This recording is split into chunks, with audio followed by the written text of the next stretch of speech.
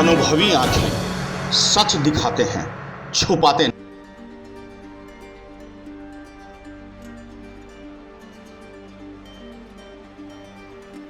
जीतूं या हारूं, जो इन गरीब लोगों का आवाज बन के खड़ा हुआ, ये आवाज हमेशा उठती रहेगी। इन्होंने कहा कि हमेशा लोगों ने जब भी मुझे याद किया मैं वहाँ जरूर। कितनी सच्चाई है, बहुत सच्चाई है। जितने भी है राजेश कुमार मदद करते हैं। बारिश और बदहाली न जाने यहाँ के लोगों के कर्म पर लिख दिया गया है। प्राकृतिक आपदा है, यूं कहिए कि भौगोलिक दृष्टिकोण से भी अगर आप देखेंगे तो बिहार बाढ़ग्रस्त क्षेत्र माना जाता है। बताते चले कि बिहार में बाढ़ है और बाढ़ से बदहाली है। हर साल परमान नदी, कनकई नदी, कोसी, गंडक और न जाने गंगा भी अपनी विकराल रूप धारण करती है। इनकी विकरालता, बाढ़ और बारिश से आम लोग बदहाल होते हैं। इस समय हम पूर्णिया जिले के 22 अनुमंडल के अमोर विधानसभा में, अमोर विधानसभा के ऊठिया गंगेली पंचायत। आइए हम आपको एक तस्वीर दिखाते हैं। निश्चित रूप से यह सोचने वाली बात है। आखिर सरकार और बाढ़ नियंत्रण विभाग, हमारा प्रशासन क्या कुछ करता है? जरा इस नज़ारे को देखिए। ये परमान नदी है और परमान नदी में आप देख सकते हैं आगे कटाव है, धार है और रफ्तार है। यहाँ आकर वो थम सी गई है। इस कटाव को आप देख सकते हैं, हमारे कैमरामैन आपको दिखाएंगे। ये देखिए, ये जो कटाव है, जिस कटाव के बाद आप देख सकते हैं जहां मैं खड़ा हूं, ये सड़क टूट चुकी है। सड़क टूट चुकी है। ये कभी इसी सड़क का हिस्सा था जो टूटकर अब परमान नदी के गोद में है। किनारे पर इसलिए बचा हुआ है क्योंकि आम लोगों ने खुद ब खुद जान हथेली पर डालकर इसके अंदर ये पंडाल बनाने की कोशिश की है, जिसकी वजह से धार का लहर का जो करंट है वो अब इस सड़क को नहीं छू रही। अब सवाल उठता है कि जो काम सरकार को करना चाहिए, बाढ़ नियंत्रण आपदा विभाग को करना चाहिए, जो काम प्रशासन को करना चाहिए, आखिर उसको करने के लिए सामाजिक कार्यकर्ता क्यों सामने आते हैं? आम लोग अगर अपने घर को बचा रहे हैं तो समझ में आता है, लेकिन अगर वह सड़क के बजाय अगर सड़कों को बचा रहे हैं और सड़कों के बजाय अगर वो घर को बचा रहे हैं तो समझ में आता है। घर नहीं बचा रहे हैं, वो खेत नहीं बचा रहे हैं, वो खलिहान नहीं बचा रहे हैं, वो बचा रहे हैं आम जनजीवन को बाधित करने वाली इस लहर और आपदा के बीच इस सड़क।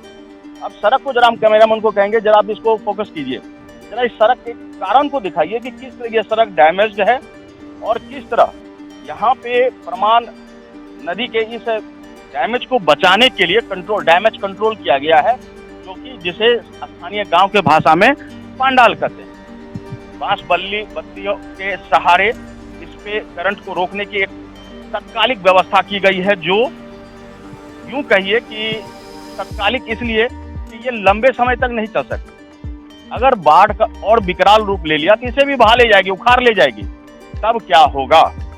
हम यहाँ कहना चाहेंगे कि आखिर इस पंडाल को बनाने का प्रयास किसका था? स्थानीय जनप्रतिनिधि, नेता, विधायक, मुखिया जी कौन थे?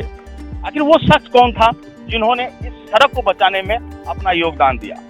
इसे बनाने में आम लोग स्वयं अपनी मजदूरी दिहाड़ी छोड़कर इस खतरे में उतरकर उन लोगों ने इसे बांधने का काम किया। लेकिन तत्कालिक व्यवस्था का काम करने का काम स्थानीय एक निवासी समाज सेवी राजेश कुमार ने किया। हम राजेश से भी बात करेंगे और जानेंगे कि आखिर उनके मन में समाज सेवा की भावना क्यों जगी और कैसे जगी। उत्सुकता हमें भी हुई। दिल्ली का स्टूडियो छोड़कर हम यहाँ आए पूर्णिया जिले में। राजधानी दिल्ली को छोड़कर हम पूर्णिया क्यों आए? सिर्फ और सिर्फ हमें ये उत्सुकता लेकर आया कि जो आपदा प्रबंधन है वो कहाँ है। बिहार बाढ़ से बदहाल है। हर साल हजारों करोड़ों का पैकेज आता है राजधानी से, वो पैकेज कहाँ गुम हो जाते हैं? आखिर क्या वजह है जो बाढ़ और बेहाल बदहाल बिहार को संभालने की कोई जोरदार कोशिश क्यों? गांव की सुधि कोई क्यों नहीं लेता? साहब लोग आते हैं, कुछ बोरियां डालकर चले जाते हैं, दुरुस्तीकरण देखते हैं और ऐसे छोटे मोटे सड़क टूटने की वजह और या ऐसी कोई वजह को शायद यह मान करके नजरअंदाज कर दिया जाता है, क्योंकि यह तो बिहार के भाग्य पर लिख दिया गया। नहीं जनाब, बिहार के भाग्य पर नहीं है ये हमारे और आपकी नाकामयाबियां हैं। हमारी व्यवस्था गड़बड़ है और इसी गड़बड़ झाला को देखने के लिए हम भी यहाँ आए। क्या वजह है? क्या वजह है? गांव में रहने वाले लोगों की इसमें कमी है, उनकी गरीबी गुर्बा उनकी कमी है। क्या उन्हें जीने का अधिकार नहीं है? सुविधा लेने का अधिकार नहीं है?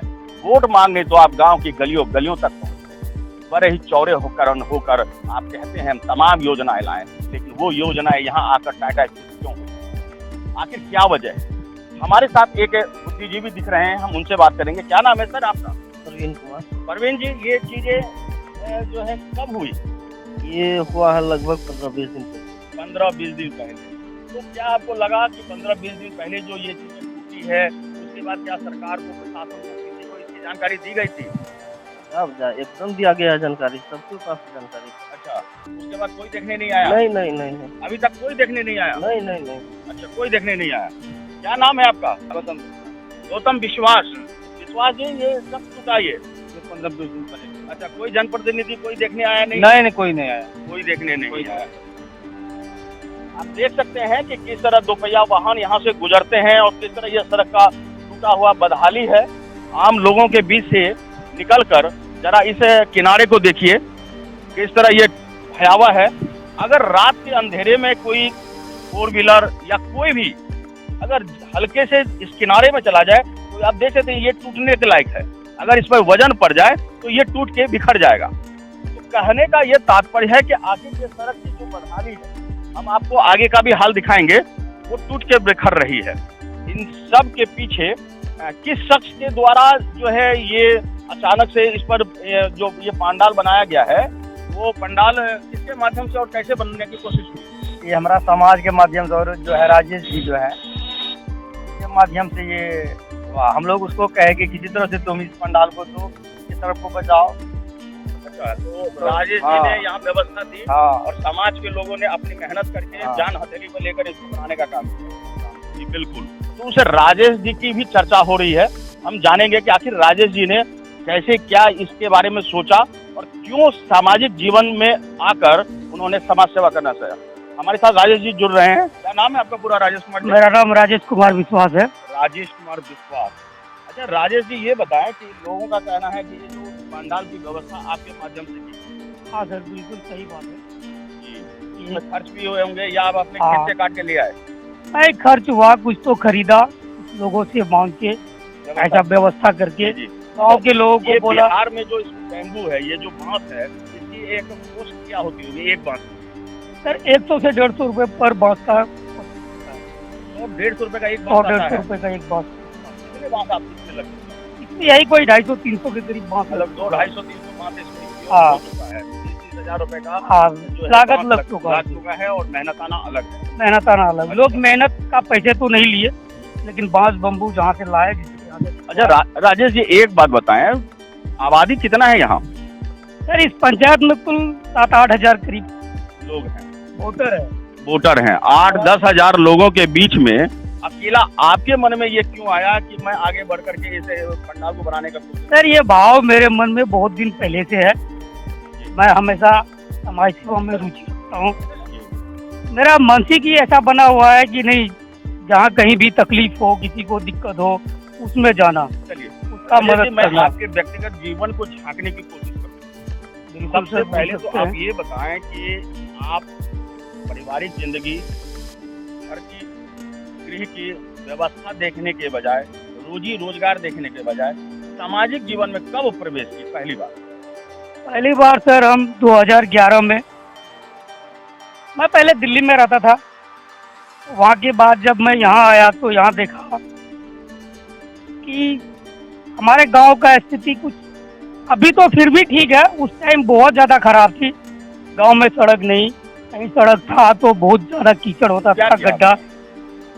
ठीक है सर, मैंने किया तो कुछ नहीं, लोगों के बीच में ये चर्चा शुरू किया कि आप लोग अगर चुप रहिएगा, शांत बैठिएगा तो कुछ नहीं होना है। जगाने की कोशिश की आपने? हमने जगाने का कोशिश किया। आप देख रहे हैं अनुभवी आंखें और मैं हूं आपके साथ। संतोष गुप्ता। शख्सियत,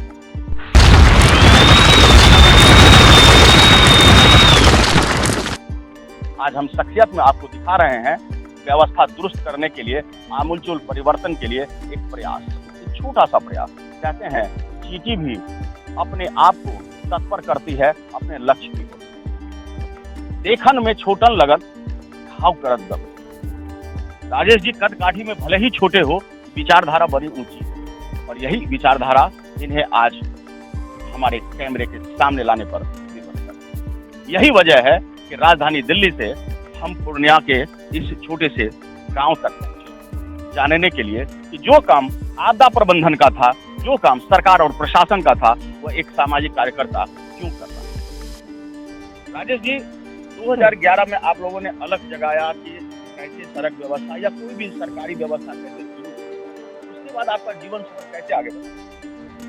सर, इसमें रुचि लिया मैंने कि हमारे गांव का सड़कें कैसे ठीक हो। मैंने जा के जो हमारे साथ के युवक कुछ बुजुर्गों से मिला, उनको कहा कि यहाँ जो भी जनप्रतिनिधि है, हम सब मिलके उनको कहिए कि नहीं, ये व्यवस्था, ये जो हम कब तक ऐसे घसीटते रहेंगे इसमें। एक तो अब हमारे बाप दादा भी इसी में गुजर गए, अब रहा हम लोगों की बारी। तो सब कोई मिलके प्रशासन को इतला कीजिए या फिर यहाँ का जो जमीनी जनप्रतिनिधि है उनके माध्यम से जहाँ तक हो सके कुछ ना कुछ व्यवस्था तो जरूरी है, नहीं तो हम लोग सब दिन इसी तरह रह जाएंगे। क्या बदलाव लाया आपने 2021 और 21? 10 साल का सफर गुजर गया, 10 साल में कोई परिवर्तन आपके प्रयास से हुआ? सर, परिवर्तन तो बहुत हुआ, ऐसा नहीं कि नहीं हुआ। मैंने जो लोगों में अलग जगाया, लोगों को बीच में जो बात रखी, लोगों ने उस पर अमल किया और चर्चा करना शुरू किया। वो भले किसी को ना कहे, लेकिन अपने आप में एक चर्चा का विषय उनके बीच में बनना शुरू हुआ। उस चर्चा के माध्यम से ये बात जनप्रतिनिधि तक पहुंची, फिर उन्होंने यहाँ काम करना शुरू किया और जब वो काम करते थे तब यहाँ के लोग निगरानी भी उस पर शुरू की। कभी ऐसा हुआ जो आप खा रहे हो, सो रहे हो और तब किसी पब्लिक ने आकर के आपको जगाया हो या आपको फोन किया हो कि राजेश जी यहाँ पर ये परेशानी है, आप जरा आ जाइए? सर, कभी तो क्या कहेंगे आपको हम, ये हमेशा ही होता है कि लोग फोन करते हैं कि मेरे साथ फलाना दिक्कत है। क्या नाम है बाबा? रमेश विश्वास है। रमेश विश्वास है। अच्छा, रमेश जी, राजेश जी को आपने सुना? हाँ, आप इन्हें जानते हैं? जानते हैं। इन्होंने कहा कि हमेशा लोगों ने जब भी मुझे याद किया मैं वहाँ जरूर। कितनी सच्चाई? बहुत सच्चाई है। बहुत सच्चाई है जी। कैसे? हर काम में देखे आगे बढ़ता रहता है, ये सेवा करते हैं, समाज सेवा करते हैं। एकदम। चलिए, कुछ महिलाएं भी हैं, उनसे भी हम जानेंगे। घबराइए मत, आप घबराइए मत, कुछ नहीं करेंगे। ये बताइए, जो स्थानीय समस्या है क्या उस समस्या के सामने कभी आपके जो समाजसेवी है राजेश कुमार मदद करते हैं? करता है। करता है? हाँ, सभी को मदद करता है। तो आपने सुना कि महिलाएं भी कह रही है कि सभी को मदद करता है, जनता का भरोसा जीतने के लिए आगे बढ़े हुए हैं। राजनीति अपनी जगह है, सामाजिक जनजीवन अपनी जगह है।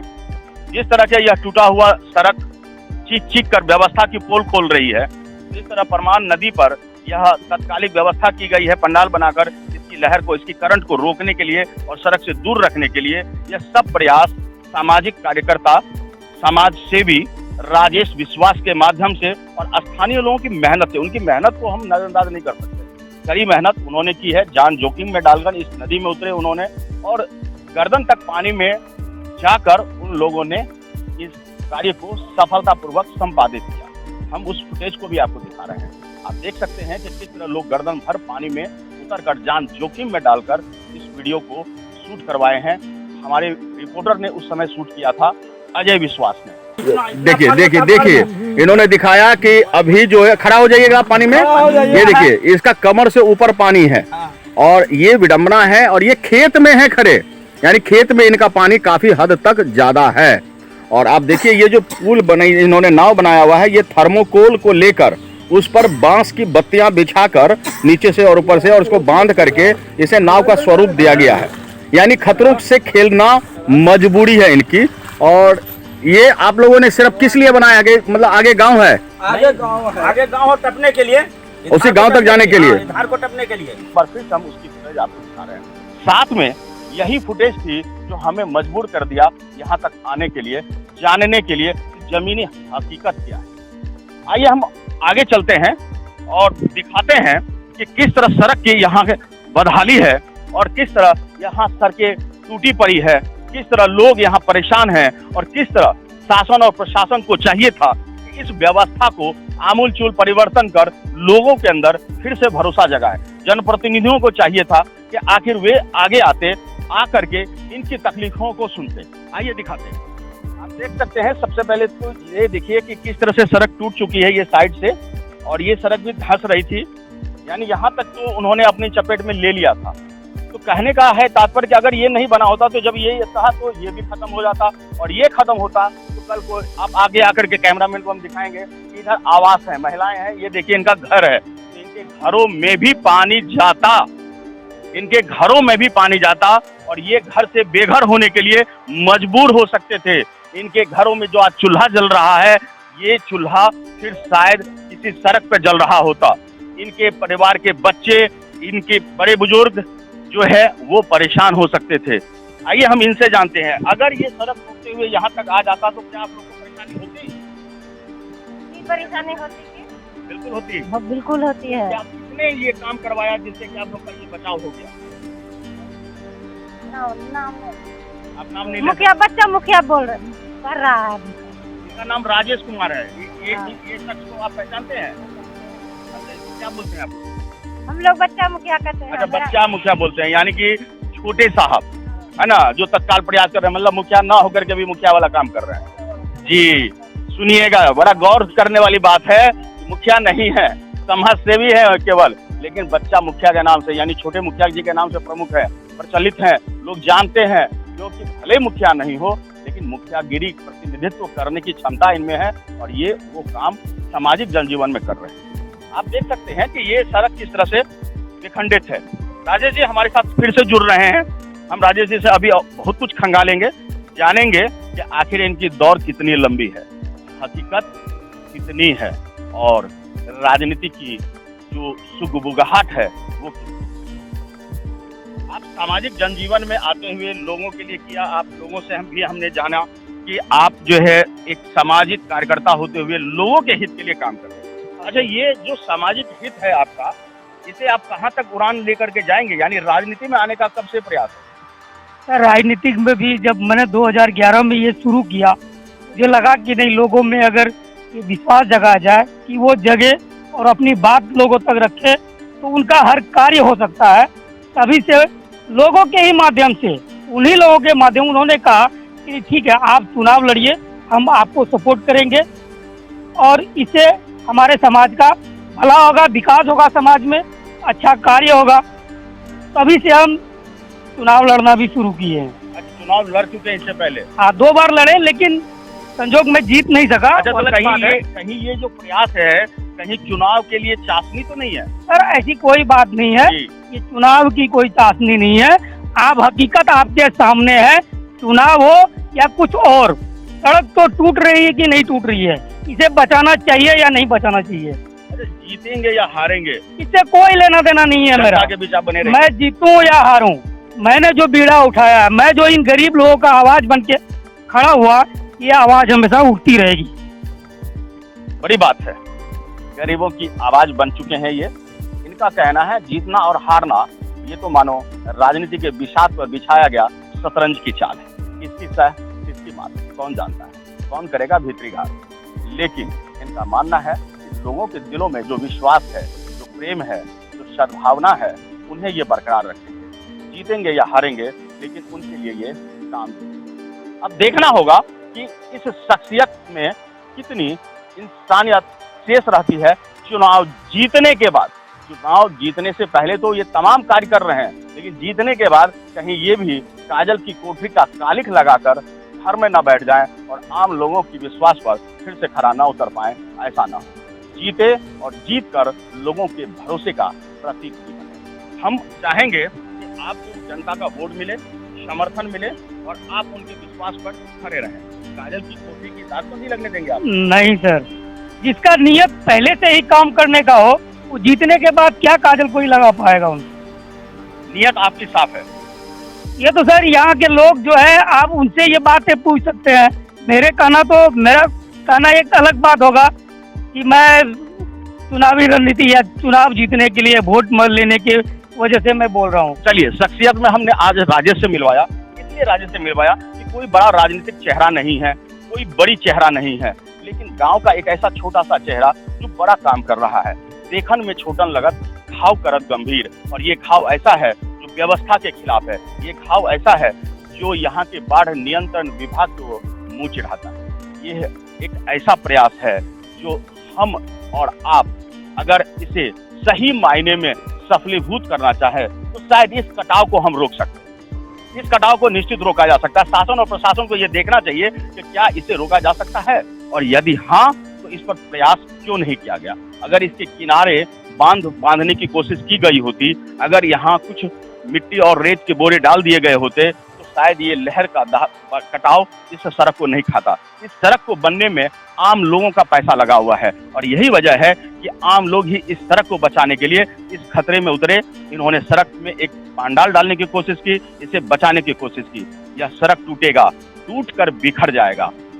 सरकार और उसके नुमाइंदे नजरअंदाज कर रहे हैं। फिर से टेंडर होगी, फिर एक नई सड़क बनेगी, फिर गड़बड़ झाला होगा, लाखों करोड़ों का आवंटन होगा, न जाने कितना लगेगा और न जाने कितना कपूर की तरह फिर से उड़ जाएगा। लेकिन हम ऐसी व्यवस्था को मजबूत करने की कोशिश करें। सवाल तो है, जवाब जरूर। निश्चित रूप से हम यह नहीं कह सकते हैं कि कागज पर सब ठीक है, हकीकत कुछ, और यही हकीकत दिखाने राजधानी दिल्ली से पूर्णिया का सफर हमने तय किया। पूर्णिया से पायसी अनुमंडल से अमौर विधानसभा, और अमौर विधानसभा से इस कोठिया पंचायत तक हम आ पहुंचे, उस सड़क को देखने कि जिस सड़क को सरकार को बचाना चाहिए, सरकार नहीं, आखिर सामाजिक कार्यकर्ता क्यों और कैसे आगे आ गए। तो आज के लिए इतना ही। बने रहिए हमारे साथ और देखते रहिए अनुभवी आंखें, क्योंकि सच्चाई हम दिखाते हैं, छुपाते हैं।